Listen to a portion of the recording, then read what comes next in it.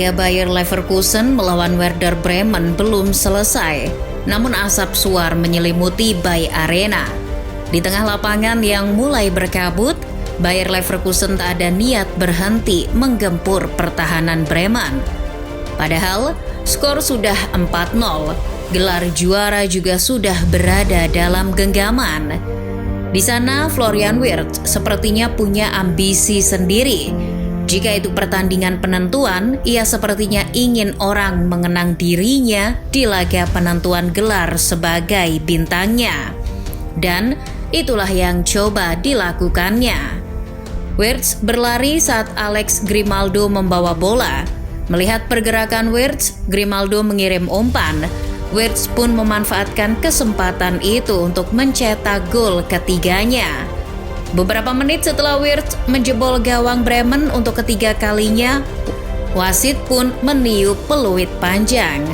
Para supporter berhamburan ke tengah lapangan, bahkan petugas keamanan yang seharusnya tetap berjaga ikut melebur di tengah lautan manusia.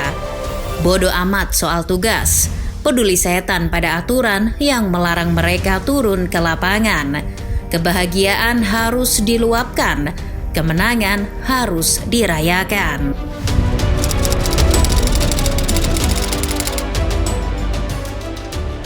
Pendukung Bayer Leverkusen, para pemain hingga petugas yang kesehariannya mondar-mandir di Bay Arena layak merayakan gelar ini.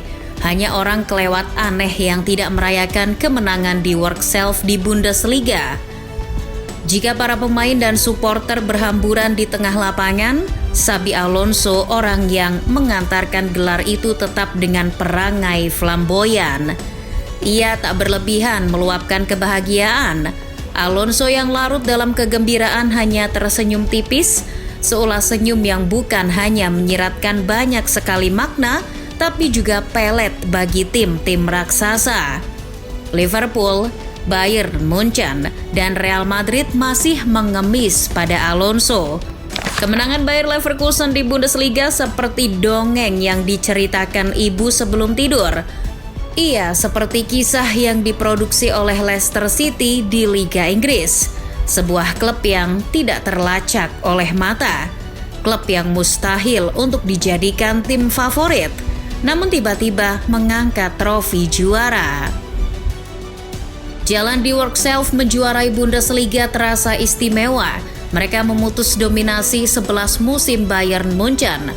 Orang-orang rupanya keliru menginvestasikan harapan kepada Dortmund, RB Leipzig, hingga Schalke untuk meruntuhkan simbol kejayaan Bayern Munchen itu.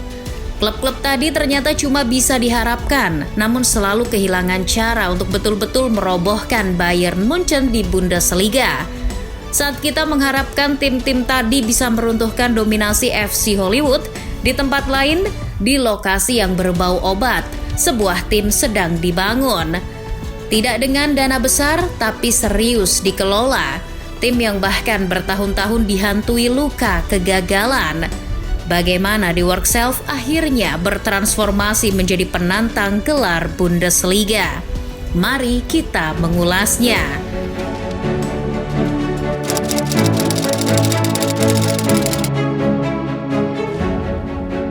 Untuk jangka waktu yang lama, Leverkusen tidak akan menjadi kota sepenting Berlin, Hamburg, hingga Munich.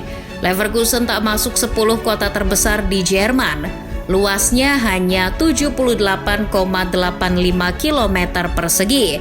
Bahkan, luas itu masih jauh jika dibandingkan dengan luas kota Kudus. Leverkusen cuma bagian kecil dari wilayah metropolitan Rhine-Ruhr.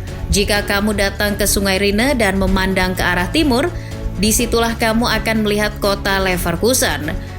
Sebelum menjadi sebuah kota, Leverkusen dulunya berupa pedesaan. Baru setelah seorang ahli kimia asal Wermelskirchen bernama Karl Leverkus, kota ini berubah menjadi pusat industri kimia di Jerman.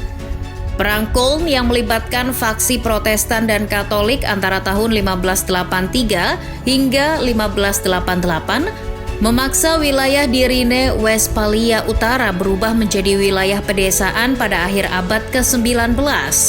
Setelah berubah menjadi pedesaan, Karl Leverkus datang ke salah satu wilayah itu. Awalnya, Leverkus mencari tempat untuk membangun pabrik berwarna. Karena dia yang menemukannya, ia pula yang menamai tempat itu sesuai dengan nama keluarganya.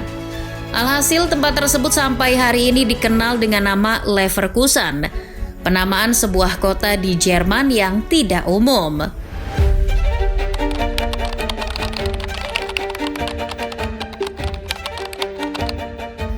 Meskipun wilayah temuan Karl Leverkus sudah disebut Leverkusen, namun secara administratif, wilayah tersebut belum disebut kota Leverkusen. Kenyataannya, beberapa tahun setelah Karl Leverkus mendirikan pabrik pewarna, tepatnya pada tahun 1891, perusahaan bernama Bayer AG datang mengambil alih pabrik milik Leverkus. Bayer AG adalah perusahaan yang berdiri tahun 1863, didirikan Friedrich Bayer, seorang ahli kimia dan farmasi. Salah satu produknya yang paling terkenal adalah aspirin. Setelah pabrik Bayer AG berdiri di tempat yang dinamai Leverkusen itu, beberapa tahun setelahnya ide mendirikan klub olahraga muncul. Suatu hari karyawan Bayer AG merasa jenuh dengan pekerjaannya. Mereka harus mencari kegiatan lain sebagai bentuk pelepasan dari rutinitas mencium bau bahan kimia setiap hari. Maka muncullah gagasan untuk membentuk klub olahraga. Serikat Pekerja Bayer AG lalu berkumpul. Mereka sepakat mengajukan permohonan untuk mendirikan klub olahraga ke Bayer AG. Tak dinyana, usulan ratusan karyawan itu disambut dengan tangan terbuka oleh perusahaan. Berdirilah klub olahraga Serikat Pekerja Bayer AG yang diberi nama Bayer 04 Leverkusen pada 1 Juli 1904. Angka 04 merujuk pada tahun berdirinya klub olahraga ini. Namanya saja klub olahraga, di sana para karyawan bukan hanya bermain sepak bola tapi juga olahraga lainnya seperti bola basket, senam, atletik, hoki, dayung, sampai tenis. Klub olahraga Bayer 04 Leverkusen berdiri sebelum kota Leverkusen beneran terbentuk. Tahun 1904 klub olahraga ini hadir, baru pada tahun 1930 kota Leverkusen secara administratif mulai terbentuk.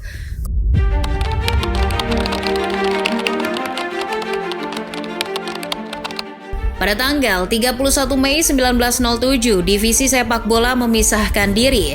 Konon pada saat awal terbentuknya klub olahraga Bayer 04 Leverkusen, perpecahan di dalamnya bergejolak. Ada permusuhan yang signifikan antara pesenam dan atlet lainnya. Perpecahan ini akhirnya menghasilkan asosiasi sepak bola yang terpisah dari klub olahraga induknya. Tepat 8 Juni 1928, beberapa bulan sebelum Sugondo Joyo Puspito bersama teman-temannya mengucapkan Sumpah Pemuda, para pesepak bola di klub olahraga Bayer 04 Leverkusen membentuk asosiasi terpisah dengan nama Sportvereniging Bayer 04 Leverkusen atau bisa disingkat SV Bayer 04 Leverkusen. Tim ini membawa serta warna tradisional klub merah hitam. Memasuki periode 1930-an, SV Bayer 04 Leverkusen bermain di divisi 3 dan 4. 6 tahun setelahnya, tim ini mendapat promosi ke divisi kedua. Bersamaan dengan promosi itu, tanda silang khas perusahaan Bayer untuk pertama kalinya dipakai di seragam mereka. Tahun 1961, SV Bayer 04 Leverkusen akhirnya bisa berlaga di divisi teratas Liga Jerman Barat. Waktu itu namanya Oberliga Barat. Namun mereka cuma bertahan sekitar 5 tahun. Setelah itu terdegradasi dan tidak pernah lagi kembali ke divisi teratas hingga tahun 1962. Mulai dari situ klub yang dijuluki Die Werkself yang berarti kesebelasan pabrik karena didirikan oleh para buruh itu dikelola dengan cukup serius.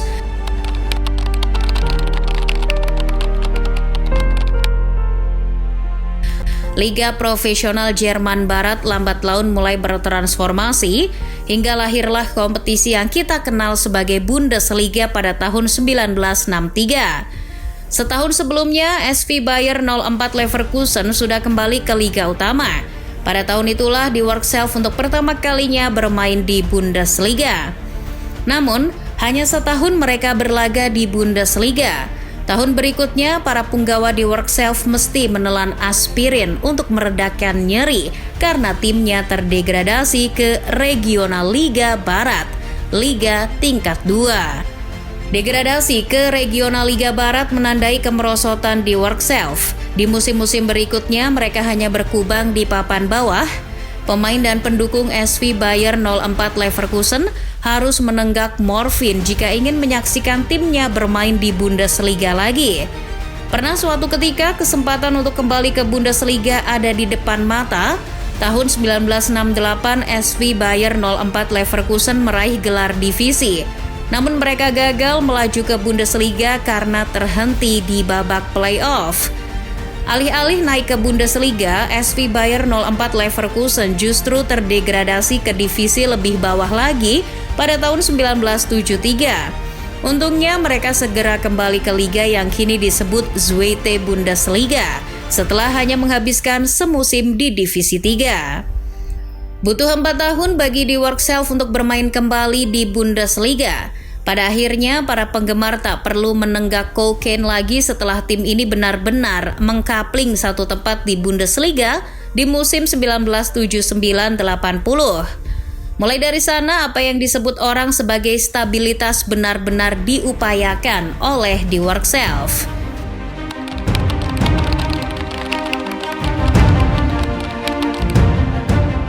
Memasuki pertengahan 1980-an, SV Bayer 04 Leverkusen menjadi tim mapan di Bundesliga. Lalu pada tahun 1984, tim ini kembali bernama TSV Bayer 04 Leverkusen. TSV pernah digunakan sebelum terjadinya perpecahan di tubuh klub olahraga yang satu ini. Di tahun itu pula, logo Bayer Leverkusen kembali menggunakan warna putih dan merah, tidak lagi hitam dan merah. Lalu di akhir dekade 1980-an, Bayer Leverkusen tak cuma menjadi klub yang mapan, namun juga berusaha untuk merebut gelar prestisius. Sayangnya, kemapanan sekedar menjadikan mereka lebih stabil, tidak mudah melorot apalagi terdegradasi. Tapi merangsek ke papan atas adalah perkara lain. Pada era 1980-an, Bundesliga didominasi oleh tim-tim dari kota yang lebih maju. Dekade tersebut, Bayern Munchen yang sudah diperkuat pemain seperti Lothar Matthaus dan kakaknya Karl-Heinz Rummenigge, Michael Rummenigge, mulai rutin menyabet gelar Bundesliga. Kejayaan awal Bayer Leverkusen sendiri justru dimulai dari kancah Eropa, tepatnya di Piala UEFA. Di Workself bermain di Piala UEFA musim 1987-88. Erik Riebeck, sosok pelatih yang sama sekali belum meraih gelar pada musim-musim sebelumnya, membawa di Workself ke final di kompetisi tersebut. Di partai puncak, Leverkusen bertemu Espanyol dalam pertandingan 2 leg. Mereka tertinggal 3 gol di leg pertama, namun saat bermain di hadapan pendukungnya sendiri, Leverkusen berhasil menyamakan agregat. Salah satu pemain yang mencetak gol saat itu berasal dari Korea Selatan, Cha Bum-kun. Karena agregatnya sama, maka pemenang harus ditentukan melalui adu penalti. Di babak adu penalti, Angel Pichi Alonso yang tidak ada hubungannya dengan Xabi Alonso mencetak gol untuk Espanyol. Namun hanya dia dan Jose Maria Sanchez yang mencetak gol. Sisanya, pemain Espanyol gagal menunaikan tugas. Sementara di kubu Leverkusen hanya Ralf Falkenmeyer yang gagal mengeksekusi penalti.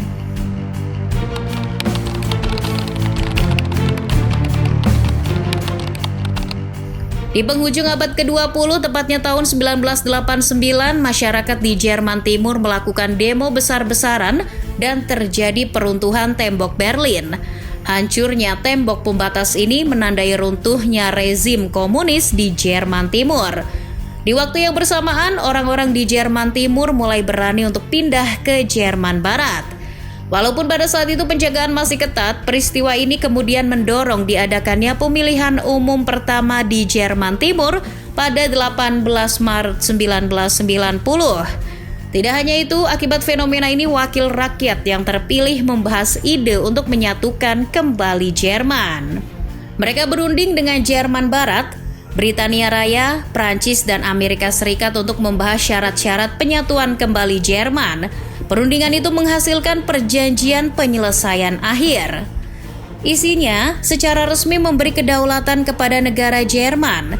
Pada Agustus 1990, Parlemen Rakyat memutuskan bahwa Republik Demokratik Jerman akan bergabung dengan Republik Federal Jerman. 3 tahun setelah reunifikasi Jerman, Bayer Leverkusen menambah gelar mereka dengan menjuarai DFB Pokal tahun 1993 usai menaklukkan Hertha Berlin.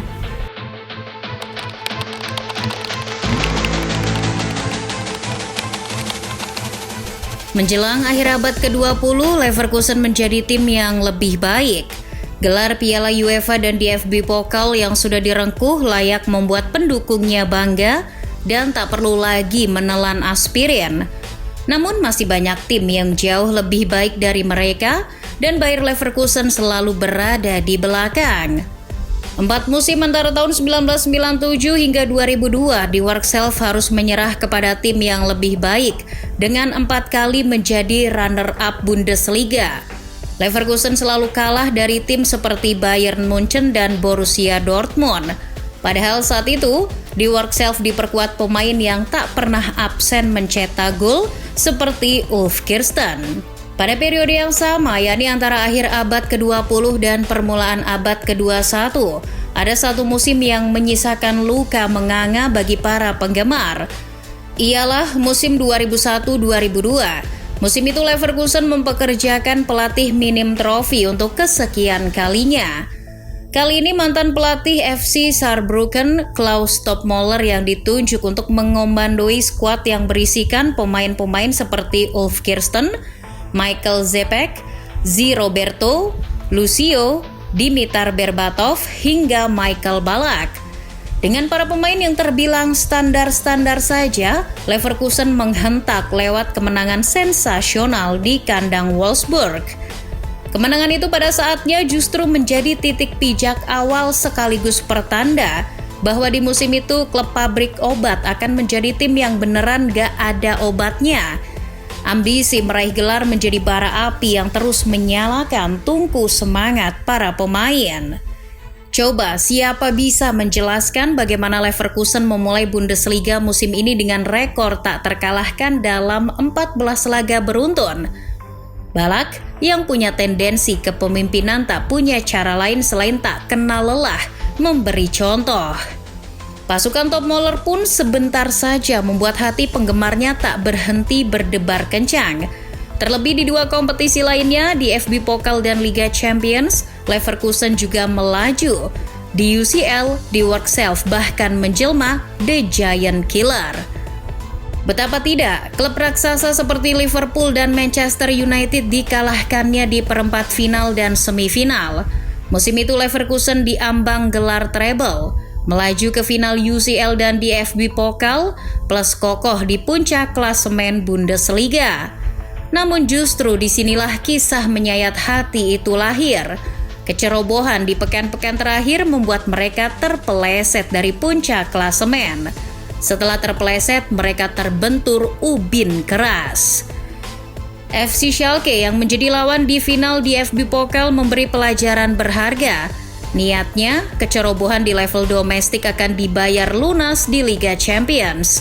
Namun, sepakan voli Zinedine Zidane bagai pisau yang memperlebar luka. Melengkapi kecerobohan sekaligus membuat mereka merana. Leverkusen tersedak, nasib hidup dalam cemooh Leverkusen pun sulit tertolak. Julukan Leverkusen atau media Jerman menyebutnya Vizekusen pun terpetak. Vizekusen merujuk pada Leverkusen yang hanya bisa menjadi juara kedua. Sindrom itu juga dibawa oleh pemain Leverkusen ke timnas Jerman. Akhirnya Der Panzer pun hanya bisa menjadi juara 2 di Piala Dunia tahun 2004.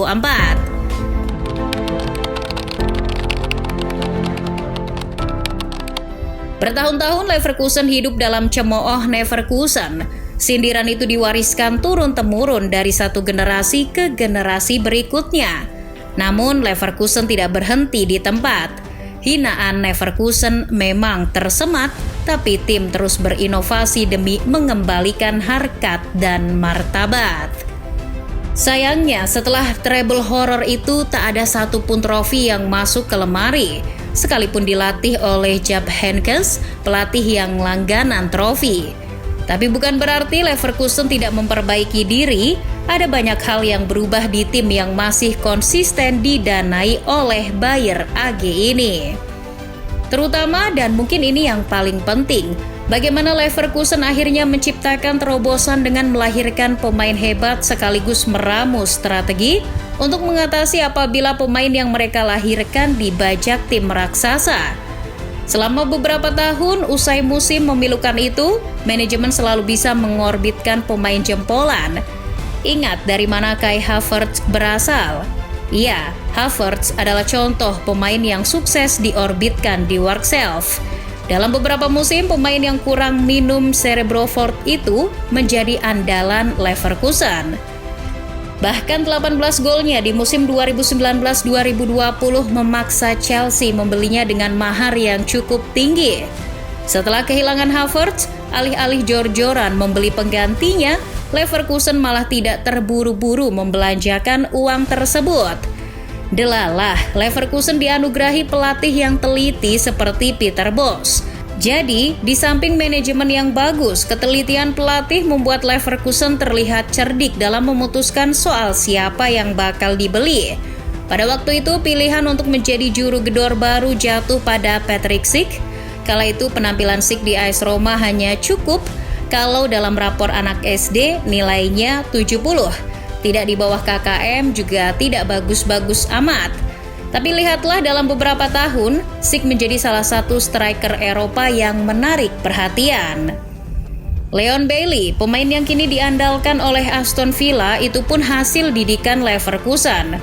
Florian Wirtz bahkan disebut perpaduan Ronaldo Messi oleh penggemar mereka yang bebas beropini.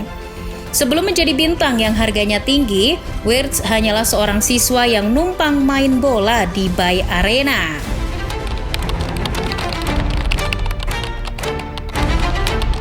Ada campur tangan orang Stanford di balik perekrutan Bayer Leverkusen. Namanya Simon Rolfes. Pria kelahiran 21 Januari 1982 itu bekerja di Bayer Leverkusen sejak tahun 2018. Ia kembali ke mantan timnya dengan menjabat sebagai manajer akademi. Namun hanya beberapa bulan ia menduduki jabatan itu. Pada Desember 2018, Rolfes harus mengisi jabatan direktur olahraga. Lalu pada tahun 2022 ia mengisi jabatan Direktur Pengelolaan Olahraga menggantikan Rudi Voller. Selama Rolfes bekerja di bagian perekrutan pemain, di Workself banyak berinvestasi dalam pembinaan pemain muda dan memastikan pemain akademi diberi kesempatan untuk berkembang.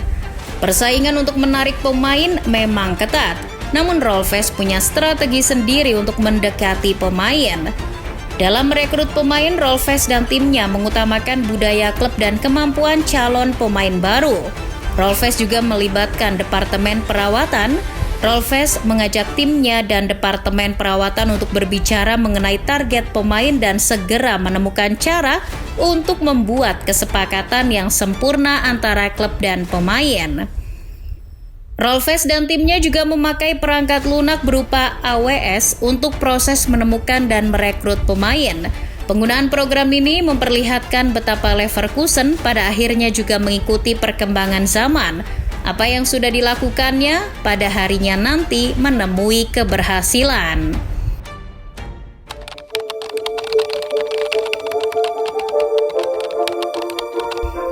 Sayang, yang namanya jalan tidak selamanya mulus. Ada kalanya kita harus melewati jalan desa yang berkerikil karena dananya dipakai membeli Alphard.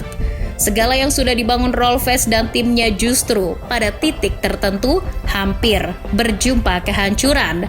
Tepatnya di masa-masa akhir kepemimpinan Gerardo Seoane sebagai pelatih. Sang pelatih gagal mendongkrak performa Leverkusen pada musim 2022-2023. Jangankan ke papan atas, naik sedikit ke papan tengah saja hanya seperti fata morgana. Akhirnya manajemen pun memutuskan memecat Seoane sebelum musim 2022-2023 benar-benar berakhir. Tapi The Work Self kembali melakukan kebiasaan lamanya. Daripada mendatangkan pelatih yang menjamin trofi atau setidaknya berpengalaman meraih trofi, Leverkusen justru merekrut Xabi Alonso. Orang Baske yang flamboyan itu bukan pelatih top. Sebagai pemain, ia memang pernah juara Bundesliga 3 musim beruntun di Bavaria. Tapi sebagai pelatih, tidak ada gelar yang diperolehnya. Betul bahwa Alonso membawa kesuksesan, tapi itu di tim muda Real Madrid dan Real Sociedad B. Melatih tim muda dan tim cadangan jelas berbeda dengan melatih tim utama. Apa Leverkusen tidak belajar dari tragedi treble horror? Namun Leverkusen yang mendasari segala keputusan lewat sebuah aplikasi percaya saja pada Alonso. Toh Alonso bersedia. Tidak ada harapan berlebihan yang diletakkan fans di pundak Alonso. Keluar dari keterpurukan sudah lebih dari cukup. Namun Alonso justru mengubah harapan yang remeh-temeh itu menjadi pencapaian yang luar biasa. Ia membawa Leverkusen dari posisi 17 ke posisi teratas. Mengantarkan tim ini dari kesemenjanaan menembus kejayaan.